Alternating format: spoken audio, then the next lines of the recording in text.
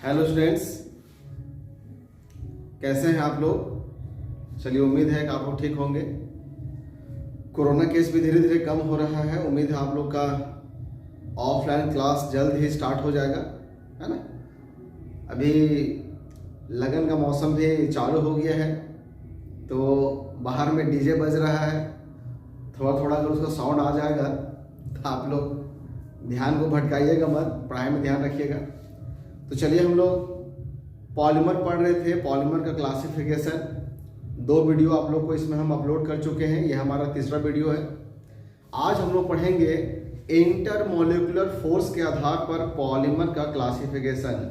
Intermolecular force, अंतः आणविक बल। आप लोग जानते होंगे कि जो हमारे सबस्टांस सॉलिड, लिक्विड और गैस अवस्था में पाए जाते हैं, इसके पीछे इंटरमोलिकुलर फोर्स ही रेस्पॉन्सिबल होते हैं।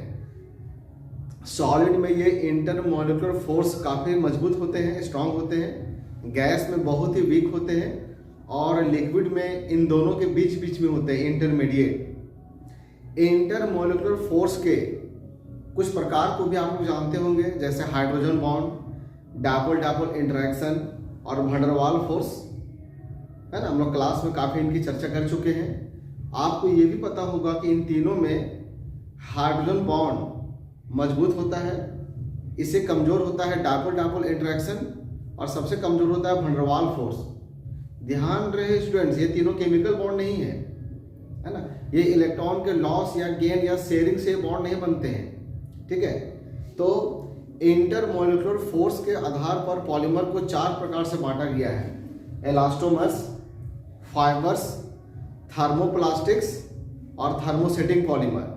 तो एक एक करके हम लोग इन चारों की चर्चा करते हैं स्टूडेंट्स, है ना।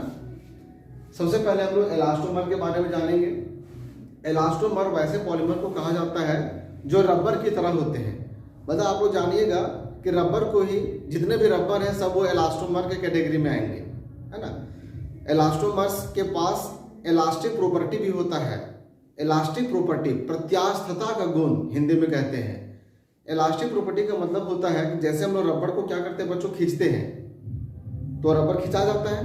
जब उसमें लोग फोर्स लगाते हैं, है ना, तो रबर हमारा स्ट्रेच हो जाएगा। जैसे इस फोर्स को हम छोड़ेंगे वो वापस अपने ओरिजिनल फॉर्म में आ जाएगा।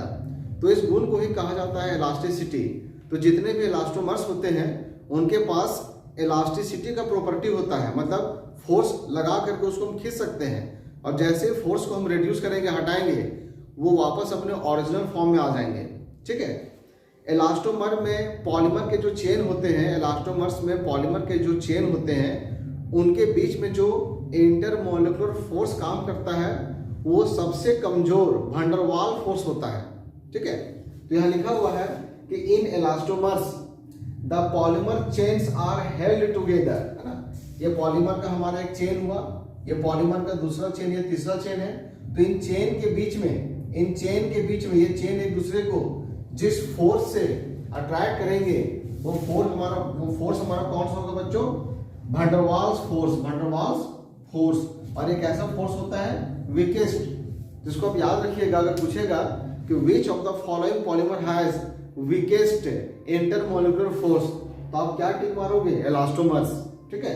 कि in elastomers the polymer chains are held together by the weakest van der Waals force. एक बात यहाँ और लिखा है बच्चों, जो इलास्टोमर होते हैं उनके पॉलीमरिक चेन के बीच में हल्का हल्का क्रॉस लिंकिंग भी बना हुआ होता है।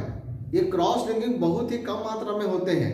क्रॉस लिंकिंग की वजह से ही जब उनको हम खींचते हैं तो स्ट्रेच कर जाते हैं, और जब हम उस फोर्स को रिड्यूस करते हैं, हटाते हैं, तो वो वापस अपने ओरिजिनल फॉर्म में आ जाते हैं। तो जो ओरिजिनल फॉर्म में आते हैं बच्चों, ये क्रॉस लिंकिंग की वजह से होता है, ठीक है। और क्रॉस लिंकिंग की वजह से ही जब उनको हम खींचते हैं तो वो टूटते नहीं हैं, ठीक है। मतलब कुछ इस तरह से होता है। डायग्राम से दिखाना चाहे देखिए, हम इस प्रकार से इसको बताएंगे। ये हमारा पॉलीमर का एक चेन हुआ, एक कॉइल होता है, मुड़ा जैसा रहता है। ये पॉलीमर का दूसरा चेन हुआ, है ना, कॉइल है। ये पॉलीमर का चेन है, कॉइल है, और इनके बीच में क्रॉस लिंकिंग होता है। इनके बीच में क्या बना होता है बच्चों? Cross linking. ये हमारा क्रॉस लिंकिंग है। तो जब इनको हम खींचेंगे तो क्या होगा कि जो चेन हमारा कॉइल्ड है, जो मुड़ा हुआ है, एक सीधे हो जाते हैं। ये चेन हमारे क्या हो गए बच्चों, ये चेन हमारे सीधे हो गए। देखिए ये जो हमारा चेन हो क्या हो गया, सीधा हो गया। और ये जो क्रॉस लिंकिंग है, इस क्रॉस लिंकिंग की वजह से ये चेन अभी आपस में जुड़े हुए हैं, ये टूट करके अलग नहीं होते हैं बल्कि जुड़े हुए रहते हैं। और जब हम फोर्स को रिड्यूस करते हैं तो वो वापस अपने ओरिजिनल फॉर्म में आ जाते हैं। तो ये जो इलास्टोमर होते हैं उनके बीच में हल्का फुल्का, बहुत ज्यादा नहीं, अगर बहुत ज्यादा क्रॉस लिंक होगा तो वो हार्ड हो जाएगा, ठीक है। इनके बीच में हल्का फुल्का क्रॉस लिंकिंग भी पाया जाता है। तो इन बातों को आप लोग याद रखिएगा कि these are rubber like solids with elastic properties. In elastomers the polymer chains are held together by the weakest van der Waals force. और in elastomers are few cross links are present in between the chains. Elastomer में chain के बीच में थोड़े cross link भी मौजूद होते हैं। इसका एग्जांपल क्या होगा, एग्जांपल जरूर याद रखिएगा, वेरी वेरी इंपॉर्टेंट। एग्जांपल से क्वेश्चन पूछा जाएगा। क्वेश्चन कैसे आएगा अभी हम लास्ट में आपको हम बताएंगे। देखिए नेचुरल रबर, वल्कनाइज्ड रबर, ठीक है। नेचुरल रबर में ही सल्फर मिला करके वल्कनाइज्ड रबर बनाया जाता है। इन सारे पॉलीमर, अभी तो हम आप लोगों को सिर्फ एग्जांपल दिखा रहे हैं, है ना। बाद में हम लोगों को इन पॉलीमर के बारे में एक एक करके पढ़ना भी है, तो आपको सबका स्ट्रक्चर भी पता चल जाएगा। बूना एस, बूना एन, ये दोनों हमारा रबर है। इसको SBr, इसको NBr भी बोलते हैं शॉर्ट में, है ना। स्टायरीन ब्यूटाडाइन रबर और acrylonitrile butadiene rubber NBr। Neoprene, ये भी हमारा सिंथेटिक पॉलीमर है, सिंथेटिक रबर है। तो जितने भी रबर है वो सारे के सारे इलास्टोमर्स के अंतर्गत आएंगे, है ना। इसके बाद हम लोग चर्चा करेंगे फाइबर्स का। नंबर 2 हमारा क्या है बच्चों, फाइबर। तो फाइबर जो होते हैं, है ना, ये थ्रेड फॉर्मिंग पॉलीमर है। फाइबर से क्या बनता है बच्चों, थ्रेड, धागा। इनसे धागा बनता है, उन धागा से ड्रेस बनता है, उन धागों से फिर हम लोग रस्सियों का निर्माण करते हैं, पैराशूट बनाया जाता है। नायलॉन 6 का बना हुआ होता है पैराशूट, ठीक है। नायलॉन के रस्सी आप घर में यूज करते होंगे कपड़ा सुखाने के लिए, ठीक है, काफी मजबूत होता है। आप लोग नायलॉन के रस्सी का झूला भी तैयार करते होंगे, देखते होंगे, काफी मजबूत होता है। भारी से भारी आदमी बैठने के बावजूद भी वो रस्सी हमारा नहीं टूटता है। तो काफी फाइबर जो होते हैं काफी मजबूत पॉलीमर होते हैं। और इनके मजबूती के पीछे वजह होता है इनके पॉलीमर चेन के बीच में लगने वाला अट्रैक्शन फोर्स, जो हाइड्रोजन बॉन्ड होता है या तो फिर डायपोल डायपोल इंटरैक्शन होता है, डायपोल डायपोल इंटरैक्शन होता है। तो fibres are thread forming solids with high tensile strength. मैं इनका टेंसाइल स्ट्रेंथ बहुत ज्यादा होता है, मतलब बहुत जोर का ताकत लगाने के बावजूद भी ये टूटते नहीं है। In fibres the polymer chains are held together by strong hydrogen bond और डायपोल डायपोल इंटरैक्शन। फाइबर में जो पॉलीमर के चेन होते हैं उनके बीच में लगने वाला अट्रैक्शन फोर्स क्या होता है, हाइड्रोजन बॉन्ड या डायपोल डायपोल इंटरैक्शन। इससे एग्जांपल है बच्चों नायलॉन 6, नायलॉन 6 स्टेरिलीन, है ना, पॉली एक्राइलोनाइट्राइल, जिसको हम लोग शॉर्ट में PAN लिखते हैं, ठीक है। बार बार आप लोग को नायलॉन 6 देख करके मन में क्वेश्चन उठता होगा कि आखिर ये है क्या, बार बार सर इसको लिखते हैं, इसके बारे में कुछ बताते नहीं हैं। तो नायलॉन 6 पॉलीमर है, ये हमारा हेक्सामेथाइलिन डायमाइन और एडिपिक एसिड से बना हुआ है। चलिए थोड़ा सा इसको बना के दिखाते हैं आप लोगों को। ये हमारा हेक्सामेथाइलिन डायमाइन है, HNH, यहाँ पर CH2 का होल 6 और फिर यहाँ पर NH2 रहेगा, इसको बोलते हैं हेक्सामेथाइलिन डायमाइन। और ये हमारा एडिपिक एसिड है, ये कार्बोक्सिलिक एसिड और फिर यहाँ CH2 का होल 4 और फिर से यहाँ कार्बोक्सिलिक एसिड, मतलब टोटल 6 कार्बन का कार्बोक्सिलिक एसिड, 4 और 5 6, और दोनों ही किनारे पर कार्बोक्सिलिक एसिड का फंक्शनल ग्रुप लगा हुआ रहेगा। इसका भी बच्चों हम लोग N मॉलिक्यूल लेंगे, इसका भी हम लोग N मॉलिक्यूल लेंगे। और जब इसका हम लोग पॉलीमराइजेशन कराएंगे तो होता क्या है कि यहाँ से हमारा वाटर बाहर निकल जाएगा। देखिए H और OH, वाटर बाहर निकल जाएगा और ये दोनों आपस में क्या होंगे बच्चों, जुड़ जाएंगे। और फिर उसी प्रकार से ये मॉलिक्यूल देखिए हम 2 बार लिखे थे, ये बार बार नहीं लिखा है जी, बार बार ये रिपीट होता है। तो इसके बगल में फिर से हमारा यही मॉलिक्यूल रहेगा। तो इसके दाहिना साइड, इसके इधर में जो मेरा NH2 ग्रुप रहेगा, यहाँ से H निकलेगा और यहाँ से OH बाहर निकलेगा। और इसके इधर जो मॉलिक्यूल रहेगा, है ना, इधर बहुत सारा मॉलिक्यूल है, तो ये हमारा हो गया नायलॉन 6 का स्ट्रक्चर। ठीक है, ये हमारा इसको यहाँ से ऐसे ऐसे घेर करके अगर हम लोग N लगा देंगे तो this is the formula of nylon 6। इसके नाम में 6 क्यों है? क्योंकि जो हमारा एडिपिक एसिड था वहां भी 6 कार्बन थे, और जो हमारा एडिपिक एसिड में भी 4 और 2 6 कार्बन है, और हेक्सामिथाइलिन डायअमाइन में भी 6 कार्बन है। तो कार्बन की संख्या जो 6 है उसको लेकर के कहा जाता है इसको 6। तो ये हमारा नायलॉन 6 का फॉर्मूला है। तो अगर बच्चों ये चेन मेरा लंबा सा ऐसा बना हुआ रहेगा और फिर उसके नीचे भी एक और चेन बना हुआ रहेगा, तो 2 चेन के बीच में कौन सा फोर्स काम करेगा? Hydrogen bond. ठीक है, हम बना के इसको दिखा भी सकते हैं। देखो बच्चों, ये हमारा नायलॉन 6 है। अभी आप हम मिटा दिए, है ना। ध्यान से अगर आप देखिएगा, यही हिस्सा हमारा बार बार क्या होगा? रिपीट करेगा। ठीक है, ये हेक्सामिथाइलिन डायअमाइन, और ये हमारा एडिपिक एसिड था, यहाँ से वाटर बाहर निकला था, और फिर मैंने हेक्सामिथाइलिन डायअमाइन एडिपिक एसिड, यही वाला चीज मेरा बार बार क्या होगा? एन टाइम रिपीट होगा। तो इसी के बच्चों हम यहाँ पे 2 चेन बनाए हुए हैं। देखिए NH और CH2 का होल 6, 1 2 3 4 5 6, और फिर यहाँ पे NH और फिर C डबल बॉन्ड O, और फिर यहाँ पर CH2 का होल 4, 1 2 3 4, और फिर से यही चीज हम दोबारा क्या होगा? रिपीट करते जाएगा। तो यहाँ पर क्या होगा बच्चों? ये मेरा नायलॉन 6 का एक चेन हुआ पॉलीमर का, और ये नायलॉन 6 पॉलीमर का दूसरा चेन हुआ। तो आप देख सकते हो इन दोनों के बीच में हम लोगों को हाइड्रोजन बॉन्ड बनता हुआ दिखाई दे रहा है। यहाँ पर क्या बनता हुआ दिखाई दे रहा है? Hydrogen bond. तो यहाँ पर नायलॉन 6 में पॉलीमर के 2 चेन के बीच में हाइड्रोजन बॉन्ड बन रहा है, और हाइड्रोजन बॉन्ड एक मजबूत बॉन्ड है। तो मजबूत बॉन्ड होने के चलते ये जो हमारे फाइबर होते हैं, इस प्रकार के जो पॉलीमर है फाइबर, ठीक है, ये हमारे इनका जो टेंसाइल स्ट्रेंथ होता है ये काफी ज्यादा होता है, और ये काफी मजबूत होते हैं। ठीक है, आपको डायग्राम नहीं बनाना है, आपको सिर्फ एग्जांपल याद रखना है। ये फाइबर के कौन कौन से एग्जांपल हैं? तो जितने भी नायलॉन है, नायलॉन 6 या नायलॉन 6, ये हमारा टेरिलीन, पॉली एक्राइलोनाइट्राइल, ये सभी हमारे फाइबर के एग्जांपल हैं। एग्जांपल को हम लोग याद रखेंगे। ठीक है, इस कैटेगरी का जो हमारा अगला पॉलीमर है वो है थर्मोप्लास्टिक पॉलीमर्स। थर्मोसेटिंग पॉलीमर में स्टूडेंट्स वैसे पॉलीमर को रखा जाता है जिनको हीट करने पर वो सॉफ्ट हो जाएंगे, यहाँ तक कि वो फ्लो भी कर सकते हैं, लेकिन जैसे ही उनको हम ठंडा करेंगे वो फिर से ठोस अवस्था में कन्वर्ट कर जाएंगे, सॉलिडिफाई कर जाएंगे, हार्ड हो जाएंगे। लेकिन दोबारा जब उनको आप फिर से गर्म करोगे तो फिर से सॉफ्ट हो जाएंगे, फिर ठंडा करोगे तो फिर से हार्ड हो जाएंगे, फिर गर्म करोगे तो फिर से सॉफ्ट हो जाएंगे। मतलब इनको हम रिपीटेडली सॉफ्ट और हार्ड कर सकते हैं टेम्परेचर को चेंज करके। हीट करेंगे तो सॉफ्ट और कूल करेंगे तो हार्ड। तो इस प्रकार के पॉलीमर को कहा जाता है थर्मोप्लास्टिक पॉलीमर। इस प्रकार के पॉलीमर में पॉलीमेरिक चेन के बीच में जो इंटरमोलिकुलर फोर्स काम करता है उसका जो स्ट्रेंथ होता है वो इलास्टोमर और फाइबर के बीच में होता है। अभी आपको हम बता चुके हैं कि इलास्टोमर में इंटरमोलिकुलर फोर्स बहुत कमजोर होता है, ठीक है, और फाइबर में मजबूत होता है, और वो प्लास्टिक पॉलीमर में इन दोनों के बीच में होता है। मतलब बच्चों इनका जो स्ट्रेंथ है इंटरमोलिकुलर फोर्स का वो इलास्टोमर से ज्यादा होगा, इलास्टोमर से ज्यादा, लेकिन फाइबर से कम। इलास्टोमर और फाइबर के बीच में है तो इलास्टोमर से ज्यादा हुआ और फाइबर से कम हुआ।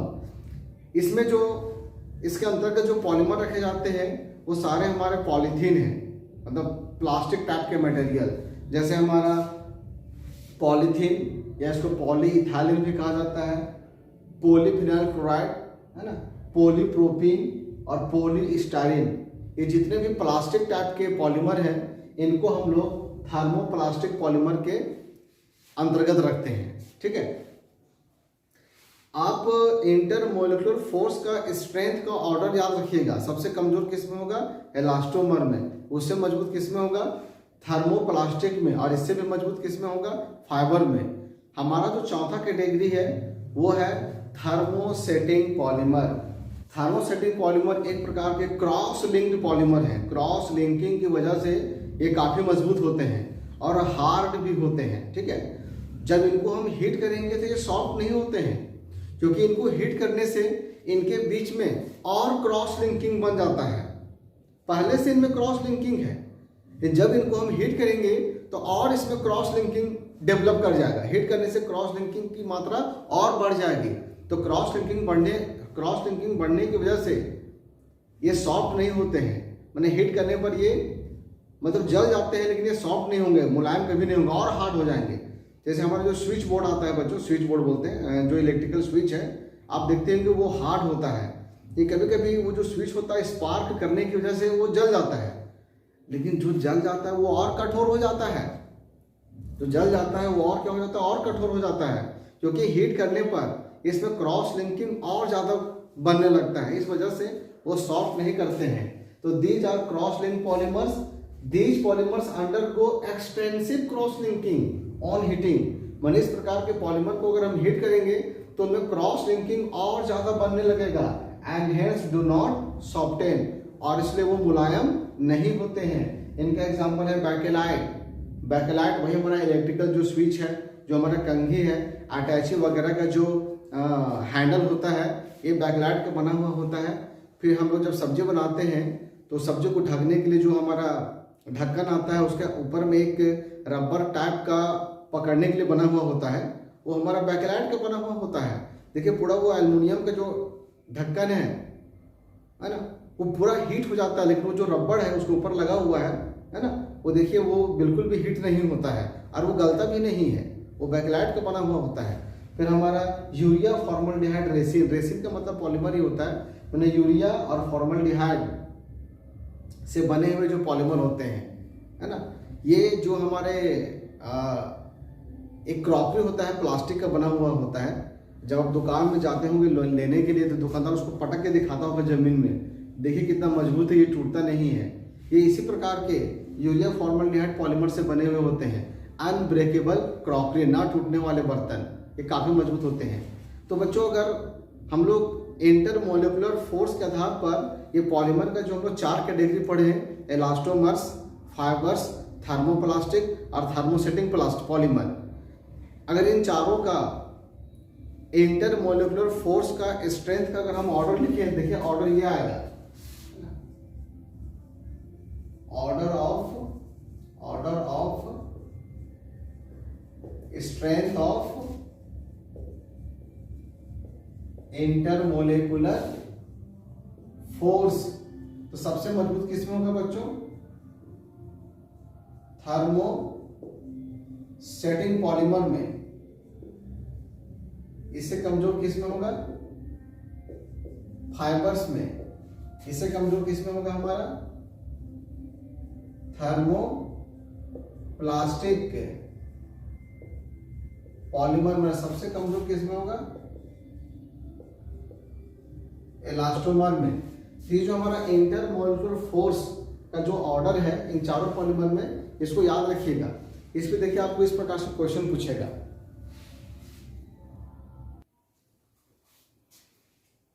देखिए इस प्रकार से क्वेश्चन पूछेगा कि arrange the following polymers in increasing order of their intermolecular forces.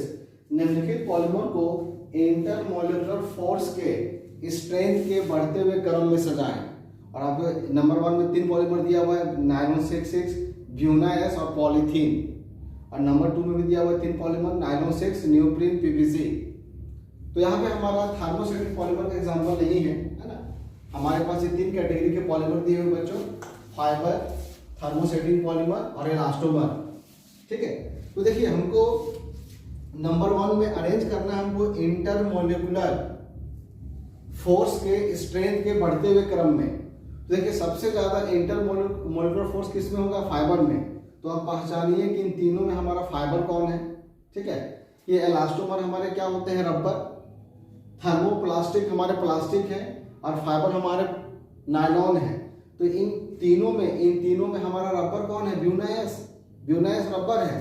तो यहाँ पर सबसे कम इंटरमोलिकुलर फोर्स किसमें होगा, ब्यूनाएस में। रबर के बाद आता है प्लास्टिक। देखिए हमारा जो पॉलीथीन है ये प्लास्टिक है, तो अगला नंबर किसका आएगा बच्चों, पॉलीथीन का। और ये हमारा नायलॉन 6 नायलॉन है, नायलॉन 6।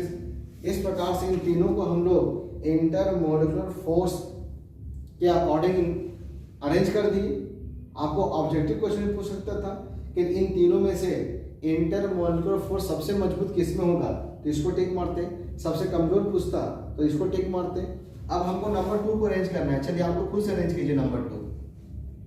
इन तीनों में हमारा रबर कौन है, तो नियोप्रीन हमारा रबर है, तो पहले हम क्या लिखेंगे, नियोप्रीन। इससे ज्यादा फोर्स किस में होगा, प्लास्टिक में। तो यहाँ पीवीसी हमारा प्लास्टिक है, पॉलीफिनाइल क्लोराइड और नायलॉन 6। इसलिए आपको बोले थे कि एग्जाम्पल आप अच्छे से याद कीजिएगा कि इलास्टोमर के एग्जाम्पल कौन है, फाइबर के एग्जाम्पल कौन है, फिर हमारा थर्मोप्लास्टिक एग्जाम्पल कौन है। क्योंकि देखिए यहाँ पर पॉलीमर के नाम लिखा हुआ है, उनको हमको अरेंज करना है। और ये इंटरमोलिकुलर फोर्स का स्ट्रेंथ का ऑर्डर भी आप लोग याद रखिएगा। फिर इसमें एक क्वेश्चन और पूछेगा कि थर्मोसेटिंग पॉलीमर और थर्मोप्लास्टिक में क्या डिफरेंस है। तो चलिए हम इसे भी देख लेते हैं।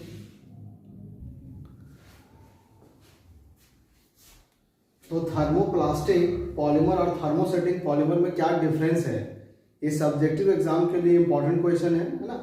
तो बच्चों जो हमारे थर्मोप्लास्टिक पॉलीमर होते हैं ये हीट करने पर सॉफ्ट हो जाते हैं, कूल करने पर हार्ड हो जाते हैं। लेकिन जो हमारे थर्मोसेटिंग पॉलीमर होते हैं ये हीट करने पर सॉफ्ट नहीं होते हैं। तो पहला डिफरेंस हमारा यही हो जाएगा, can be soften on heating and harden on cooling. मैंने हीट करने पर ये सॉफ्ट में कन्वर्ट मुलायम हो जाते हैं और कूल करने पर दोबारा हार्ड हो जाते हैं। Can not be soften on heating, लेकिन ये हीट करने पर सॉफ्ट नहीं हो सकते हैं। अब चूंकि ये हीट करने पर सॉफ्ट हो जाते हैं और कूल करने पर दोबारा ये हार्ड हो जाते हैं, तो इसको हम इनके शेप को हम चेंज कर सकते हैं। ठीक है, मान लीजिए आप 4-5 मग लीजिए। मग जानते हैं जिसे लोग नहाते हैं, प्लास्टिक का जो मग आता है, जग जो बोलते होंगे आप लोग। 4-5 ले लीजिए, उस सबको गला दीजिए हीट करके और उसको आप बाल्टी बना लीजिए, है ना। बाल्टी का जो ढांचा होता है उसको उस गले हुए चीज को डाल दीजिए। जब वो ठंडा हो जाएगा तो बाल्टी का शेप ले लेगा। तो इसको हम क्या कर सकते हैं कि कैन बी रीमोल्डेड, मैंने इसको दोबारा हम ढाल सकते हैं। मोल्ड करने का मतलब होता है ढालना होता है। Can be remoulded, reshaped and reused, मतलब थर्मोप्लास्टिक को हम दोबारा से ढाल सकते हैं, इनको हम दूसरा शेप दे सकते हैं और इनको हम दोबारा यूज भी कर सकते हैं। लेकिन can not be remoulded and can not be reused, इसको हम दोबारा ढाल नहीं सकते हैं क्योंकि वो सॉफ्ट होंगे ही नहीं। एक बार जो आकृति उनको दे दिया गया वही आकृति उनको रहेगा। उस आकृति को हम विकृत कर सकते हैं लेकिन दोबारा उसकी आकृति से हम चेंज नहीं कर सकते हैं। And can not be reused, इसको दोबारा हम उपयोग में भी नहीं ला सकते हैं। और बच्चों जो हमारे थर्मोप्लास्टिक पॉलीमर होते हैं ये या तो एडिशन पॉलीमर भी हो सकते हैं और ये कंडेंसेशन पॉलीमर भी हो सकते हैं। लेकिन जो हमारे थर्मोसेटिंग पॉलीमर होते हैं ये क्रॉस लिंक्ड पॉलीमर होते हैं। तो फॉर्म्ड आइदर बाय एडिशन और बाय कंडेंसेशन पॉलीमराइजेशन। एडिशन और कंडेंसेशन क्या है, ये हम लोग ऑर्गेनिक केमिस्ट्री में ये शब्द हम लोग यूज करते हैं ज़्यादा। थोड़ा सा इसके बारे में बच्चों को हल्का सा बता सकते हैं कि अगर हम 2 मोनोमर को जोड़ेंगे और उनके जोड़ने से किसी भी प्रकार का बाय प्रोडक्ट का फॉर्मेशन नहीं होगा तो इसे हम कहेंगे एडिशन। और कंडेंसेशन में भी हमारा एडिशन ही होता है। लेकिन जब वहाँ पर 2 मोनोमर जब आपस में जुड़ेंगे तो जुड़ने के साथ साथ वहाँ पर सिंपल मॉलिक्यूल बाहर निकलेंगे बाय प्रोडक्ट के रूप में। सिंपल मॉलिक्यूल क्या हो सकता है, हमारा वाटर का मॉलिक्यूल हो सकता है, अमोनिया का मॉलिक्यूल हो सकता है, अल्कोहल का मॉलिक्यूल हो सकता है। अगर थोड़ा सा आप अगर अपने दिमाग में जोर डाल के देखो तो थोड़ा देर पहले वो नायलॉन 6 का फॉर्मेशन हल्का सा बताया था आप लोग को। हेक्सामिथाइलिन डायमाइन और एडिपिक एसिड के बीच में से हम लोग वाटर का मॉलिक्यूल बाहर निकाल रहे थे। तो जब 2 मोनोमर को जोड़ने में सिंपल मॉलिक्यूल जो वहाँ पर वाटर का मॉलिक्यूल था, सिंपल मॉलिक्यूल अगर बाहर निकल रहा है तो इसे हम कहेंगे कंडेंसेशन। और अगर 2 मॉलिक्यूल हमारे 2 मोनोमर हमारे जुड़ जाएंगे लेकिन बाय प्रोडक्ट के रूप में कुछ भी बाहर नहीं निकलेगा तो उसे हम क्या कहेंगे, एडिशन। इसके बाद का जो हमारा टॉपिक है वो एडिशन और कंडेंसेशन पॉलीमर ही आने वाला है, तो वहाँ पर आपको समझ में आ जाएगा। तो फिलहाल आप लोग ये जानो कि जो हमारे थर्मोप्लास्टिक पॉलीमर होते हैं ये एडिशन या कंडेंसेशन दोनों प्रकार के हो सकते हैं। लेकिन जो हमारे थर्मोसेटिंग पॉलीमर होते हैं फॉर्म्ड बाय कंडेंसेशन पॉलीमराइजेशन, ये सिर्फ और सिर्फ कंडेंसेशन से बनते हैं, ये एडिशन से नहीं बनते हैं। दे हैव आइदर लिनियर और ब्रांच्ड स्ट्रक्चर। जो हमारे थर्मोप्लास्टिक पॉलीमर होते हैं इनके पॉलीमर के जो चेन होते हैं वो लीनियर भी हो सकते हैं, ब्रांच्ड भी हो सकते हैं, लेकिन जो हमारे थर्मोस्टेटिक पॉलीमर होते हैं चूंकि ये काफी हार्ड होते हैं तो इनके एक इस प्रकार के पॉलीमर होते हैं बच्चों क्रॉस लिंक्ड, है ना, they have cross linked structure. आगे लिखा हुआ है polymer chains are held together by van der Waals force. यहाँ पर पॉलीमर के जो चेन है ये वैन डर वाल फोर्स से जुड़े हुए हो सकते हैं, है ना, और बाय डायपोल डायपोल इंटरेक्शन और बाय हाइड्रोजन बॉन्ड। मतलब थर्मोप्लास्टिक पॉलीमर में पॉलीमर के जो चेन होते हैं उनको एक दूसरे से जोड़ के रखने वाला बल वैन डर वाल फोर्स हो सकता है, हाइड्रोजन बॉन्ड हो सकता है, डायपोल डायपोल इंटरेक्शन हो सकता है, लेकिन थर्मोसेटिक पॉलीमर में पॉलीमर के चेन को कौन बांध के रखता है? कोवलेंट बॉन्ड, जो कि एक मजबूत बॉन्ड होता है ना। Polymer chains are cross linked by strong covalent bonds. तो ये हमारे कुछ अंतर है बच्चों, अंतर याद रखिएगा कि इसको हम सॉफ्ट और हार्ड दोनों कर सकते हैं, इसको सॉफ्ट नहीं कर सकते हैं, इसको हम रीमोल्ड कर सकते हैं, उसको रीमोल्ड नहीं कर सकते हैं, इसको हम रीशेप्ड कर सकते हैं, वो रीशेप्ड नहीं हो सकता है, इसको रीयूज कर सकते हैं, उसको रीयूज्ड नहीं कर सकते हैं। ये एडिशन और कंडेंसेशन दोनों हो सकते हैं, ये सिर्फ और सिर्फ हमारा कंडेंसेशन होगा, है ना। ये यहाँ पर जो पॉलीमर चेन है वो लिनियर होगा और ब्रांच्ड होगा, और यहाँ जो पॉलीमर का चेन है वो क्रॉस लिंक्ड होगा। और चौथा पांचवा अंतर क्या है कि पॉलीमर चेन के बीच में लगने वाला intermolecular force, hydrogen bond, van der Waals force, dipole dipole interaction तीनों हो सकता है, लेकिन यहाँ पर पॉलीमर के चेन के बीच में स्ट्रॉन्ग कोवलेंट बॉन्ड का फॉर्मेशन होता है। एक डिफरेंस बार आप लोग एग्जांपल लिख दीजिएगा, पॉलीथीन, पीवीसी, पॉलीस्टाइरीन, पॉलीप्रोपीन, इसका बैकेलाइट, यूरिया फॉर्मल्डिहाइड, रेसिन, ठीक है। तो इस तरह से हम लोगों को यहाँ पर इंटरमोलिकुलर फोर्स के आधार पर पॉलीमर 4 प्रकार के होते हैं, इनको हम जान लिए। अगला हमारा होगा सिंथेसिस के आधार पर पॉलीमर का क्लासिफिकेशन, माने पॉलीमर को जो हम तैयार करते हैं इसके आधार पर, है ना। इसके आधार पर पॉलीमर 2 प्रकार के होते हैं, एडिशन पॉलीमर और कंडेंसेशन पॉलीमर, जो भी हम लोग क्लास में यूज कर रहे थे, है ना। इनके बारे में हम लोग पढ़ेंगे नेक्स्ट वीडियो में। तब तक के लिए धन्यवाद, अपना बहुत ख्याल रखिएगा, ठीक है।